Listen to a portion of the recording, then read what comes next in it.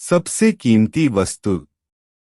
एक बार की बात है, राजा कृष्णदेव राय उड़ीसा राज्य पर विजय प्राप्त करने के बाद विजयनगर लौटे।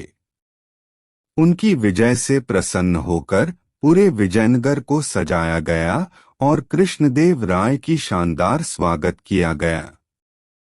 अगले दिन दरबार में कृष्णदेव राय ने कहा कि यह विजय मेरे लिए बहुत ही खास है, इसके लिए हम कुछ ऐसा करना चाहते हैं जिससे यह विजय यादगार रहे।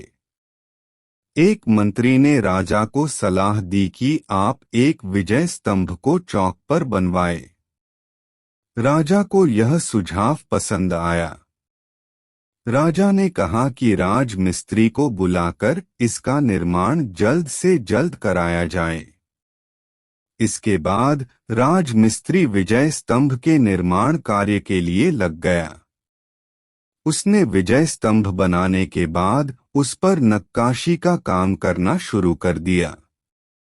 उसने बड़ी मेहनत से रात दिन काम करके कुछ ही दिनों में विजय स्तंभ को पूरा कर दिया।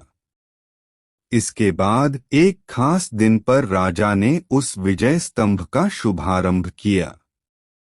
विजय स्तंभ की सुंदरता को देखकर राजा और सभी व्यक्ति बहुत प्रसन्न हुए।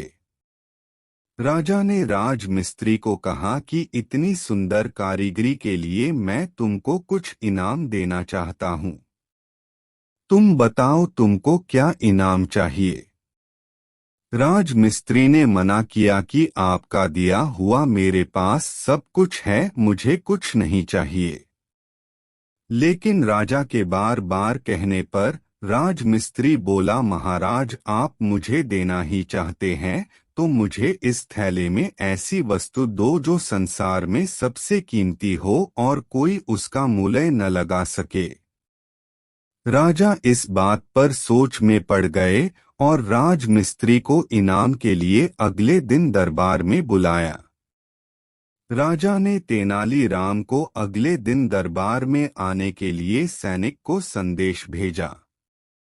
सैनिक ने तेनालीराम को राजमिस्त्री की बात भी बताई। अगले दिन दरबार में राजमिस्त्री और तेनालीराम उपस्थित हो गए। राजा ने तेनाली को राजमिस्त्री की बात बताई।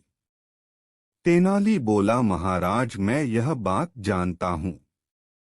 महाराज मैं वह कीमती वस्तु लेकर आया हूँ। इसके बाद तेनाली ने राजमिस्त्री से वह थैला लिया और उसको खोलकर अच्छे से बंद किया और मिस्त्री को दे दिया। मिस्त्री भी चुपचाप थैला लेकर चला गया।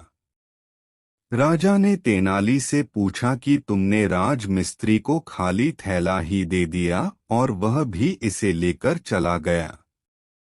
तेनाली ने कहा, महाराज मैंने उसको खाली थैला नहीं, उसमें हवा भर कर दी है, जो कि संसार में सबसे कीमती है और उसका कोई मूल्य भी नहीं लगा सकता। राजमिस्त्री भी इस बात को समझकर वह थैला लेकर चला गया। राजा ने तेनाली की बहुत प्रशंसा की।